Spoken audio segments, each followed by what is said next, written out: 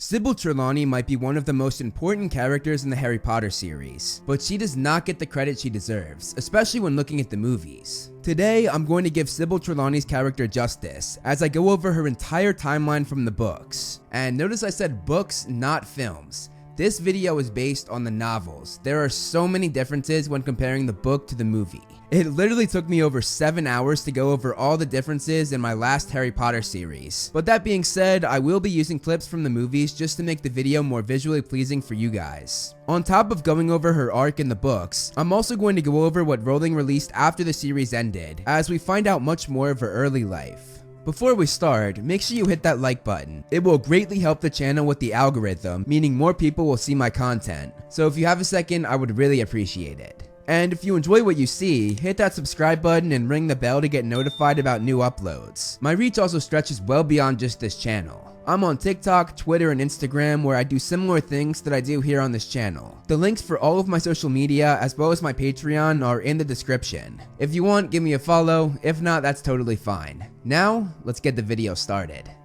Let's start with Sybill's early life.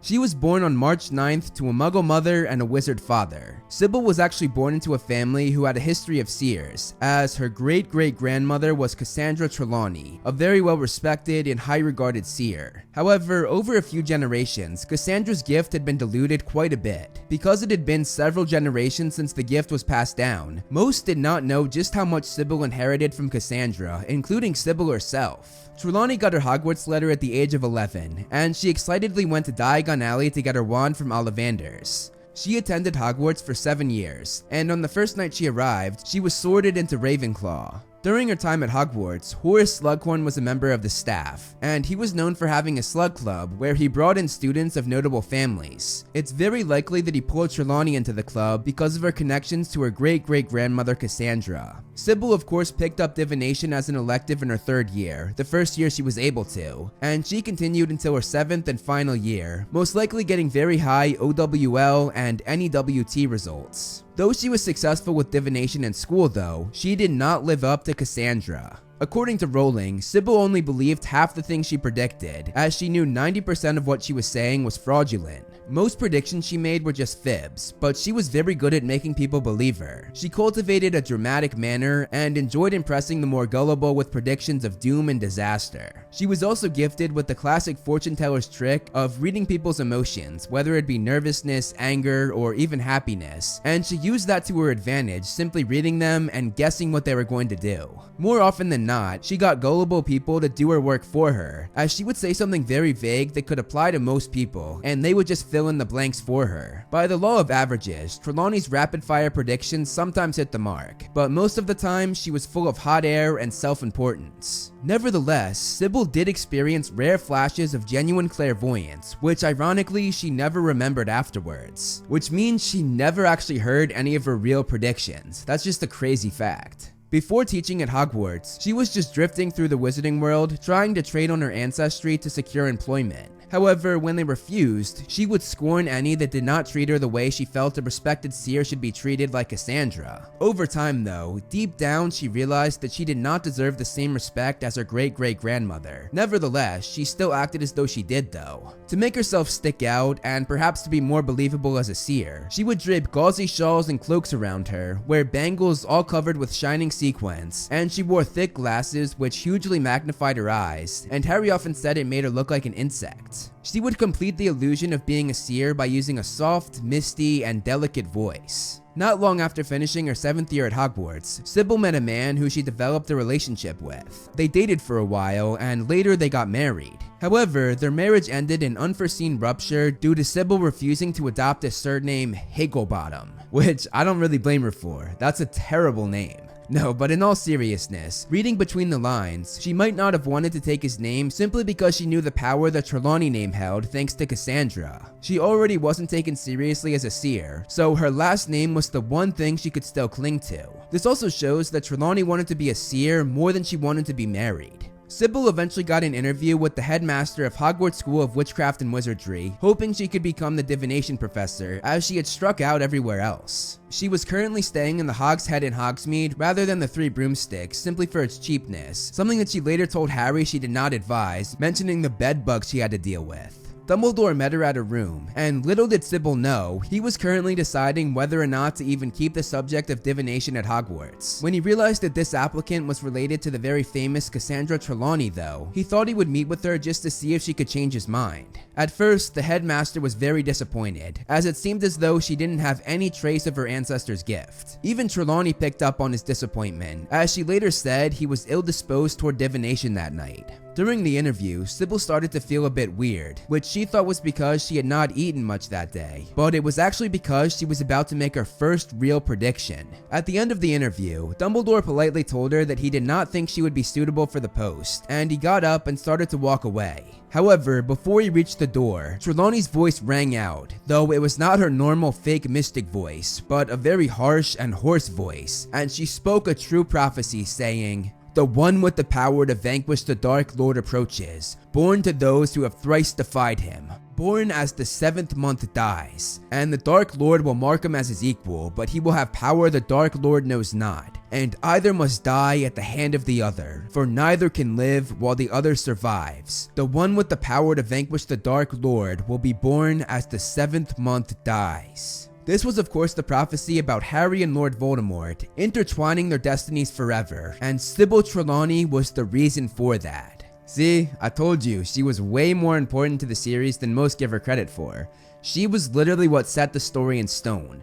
Without her, there is no Boy Who Lived. This prophecy also could have been about Neville Longbottom as well, but when Voldemort went to kill Harry that night in Godric's Hollow, it ensured that Trelawney's prophecy was about Harry, not Neville.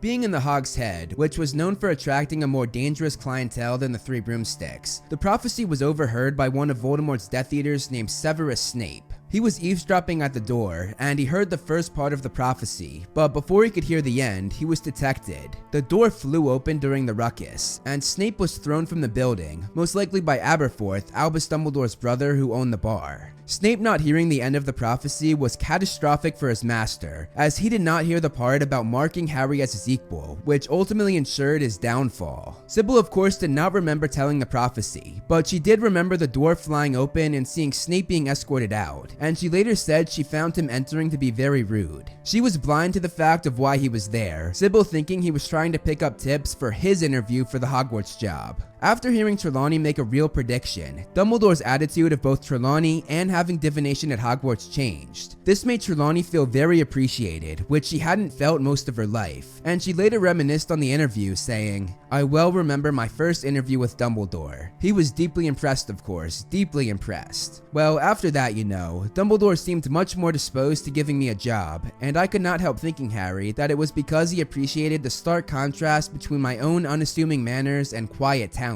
Seeing that Trelawney might be in danger now that she foretold the prophecy about the tyrant Voldemort who was causing chaos all over the world, Dumbledore hired Trelawney partly to give her sanctuary at the school, partly to protect her, and partly in the hope that more genuine predictions would be forthcoming, though it would take many years for the next true clairvoyant moment.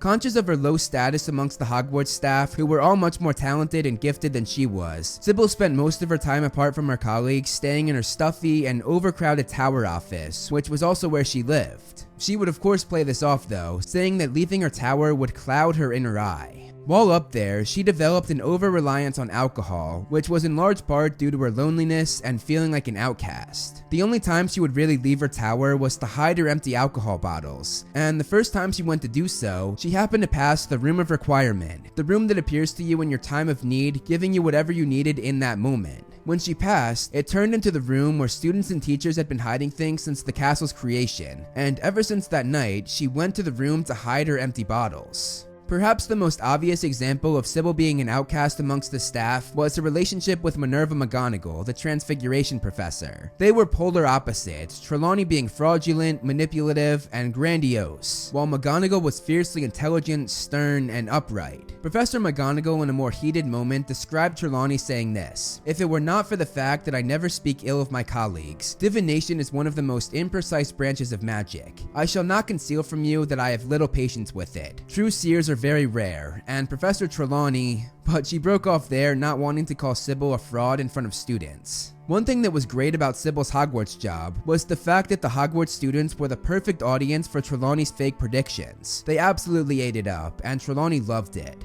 To Together we shall cast ourselves into the future.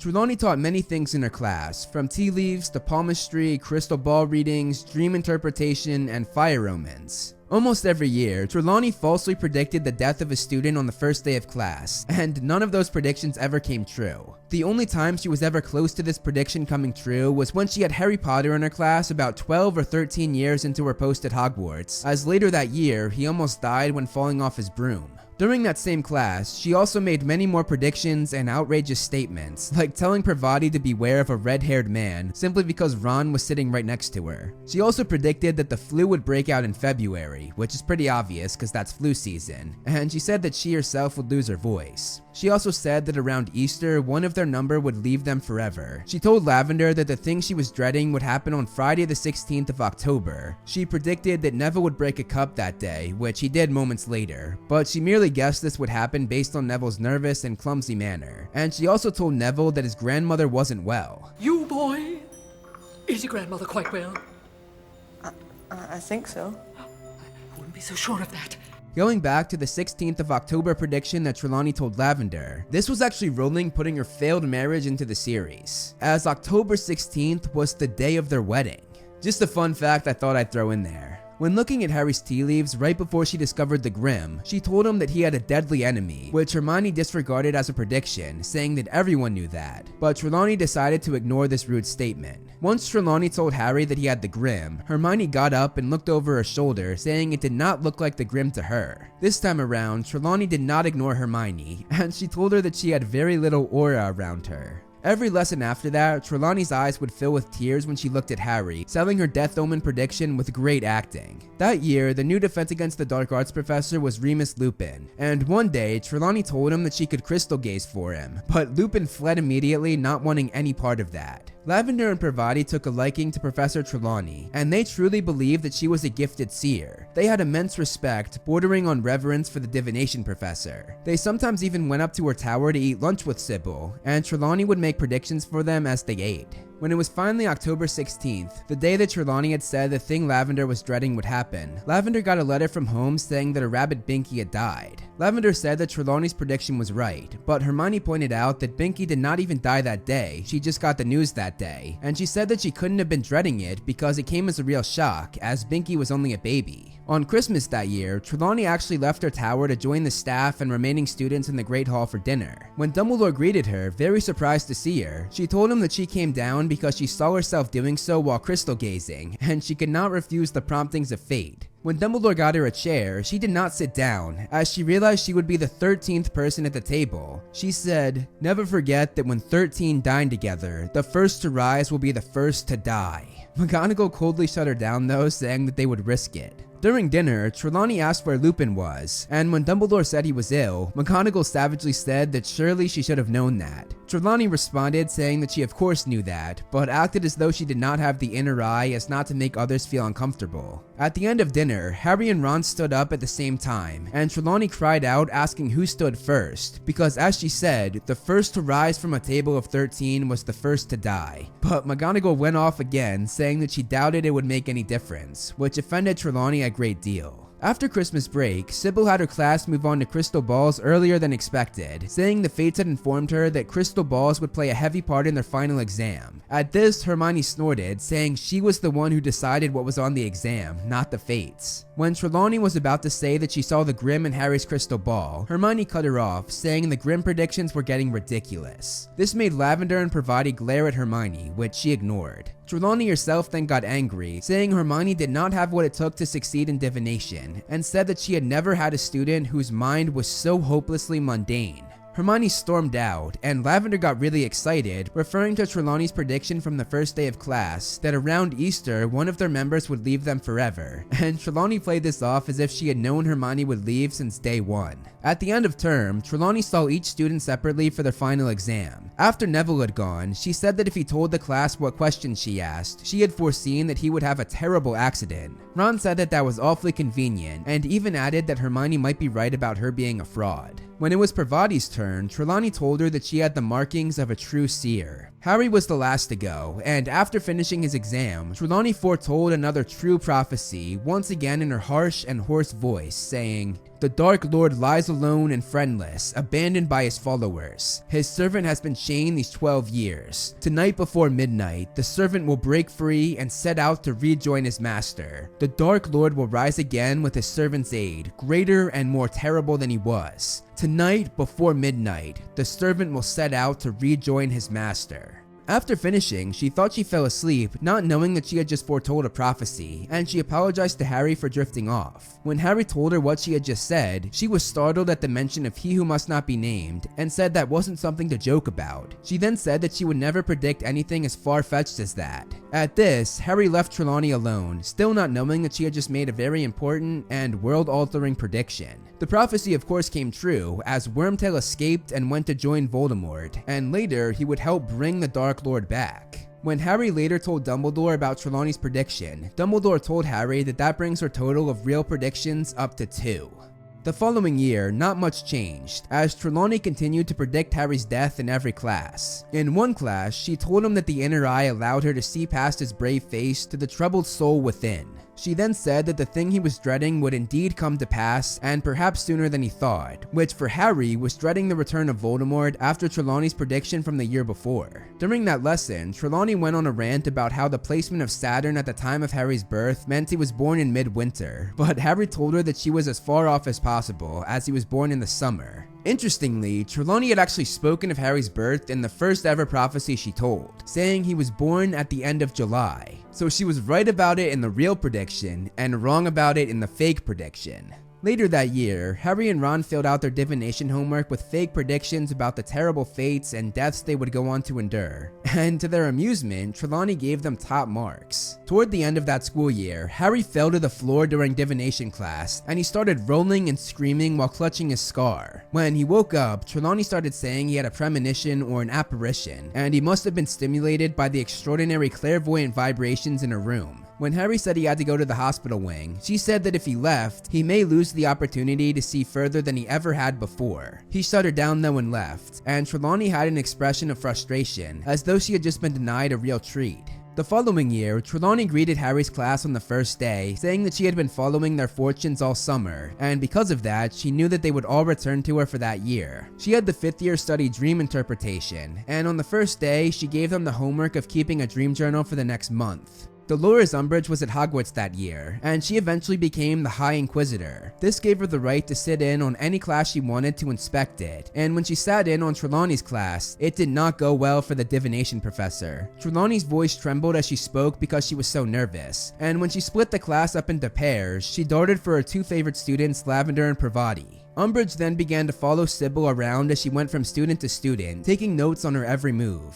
Eventually, Umbridge asked how long she had been working at Hogwarts, which highly offended Trelawney as she said 16 years. Umbridge then began asking Sybill about her great-great-grandmother Cassandra. When Trelawney confirmed that she got the gift of sight from her ancestor, Umbridge followed up by asking her to make a prediction. Sybill was outraged and said that the inner eye did not see upon command, and Umbridge took a nasty note down in response to this. Trelawney, realizing that not predicting something would hurt her, she quickly blurted out, No, wait, no, I think I do see something, yes.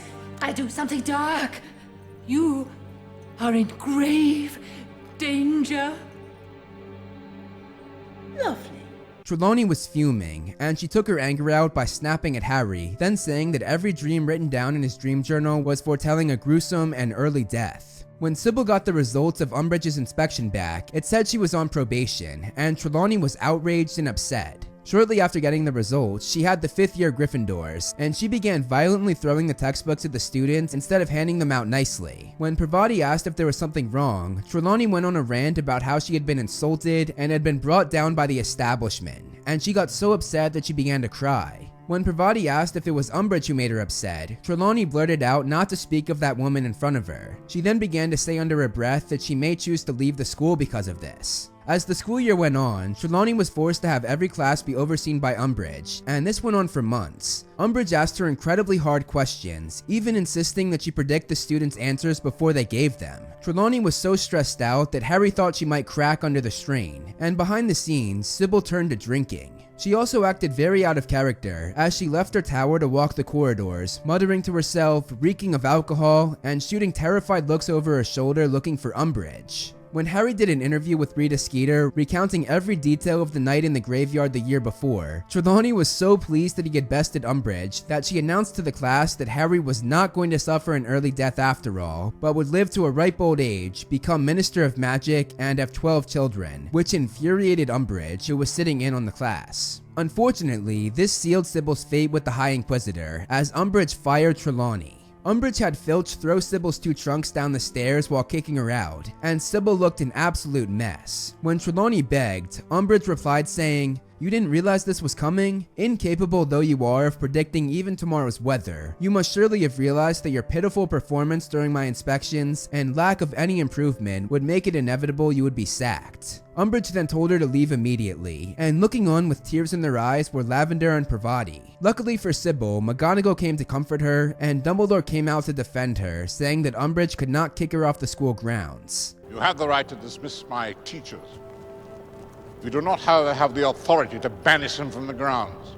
This was a crucial moment for Sybil and Minerva, and a moment that Rowling had planned for quite some time. She later spoke on this moment, saying, "I knew, however, that when the consummate outsider and non-Hogwartian Dolores Umbridge attempted to oust Sybil from the school, Minerva Mcgonagal, who had been critical of Trelawney on many occasions, would show the true kindness of her character and rally to her defense. There was a pathos about Professor Trelawney, infuriating though I would find her in real life, and I think that Minerva sensed her underlying feelings of inadequacy. Though Sybil could stay on the grounds at Hogwarts, she could no longer teach, and in her place as the new divination professor was the centaur named Firenze, which made Trelawney feel very threatened. Nevertheless, her 2 favorite students, Lavender and Parvati, went to visit her after being sacked, and they brought her daffodils to cheer her up. Sybil cried and told the girls that she'd rather leave the castle forever than be here with Umbridge. The girls convinced her to stay, however, but Sybil was still a wreck. At the end of term, Umbridge was chased out of the school, and Trelawney got her job back, which she would start the following year. However, because Firenze had no choice but to stay, having been shunned by the other centaurs in the forest, the 2 had to split the classes evenly. Luckily for Trelawney, she took on the 6th years, meaning she got her 2 favorite students, Lavender and Parvati.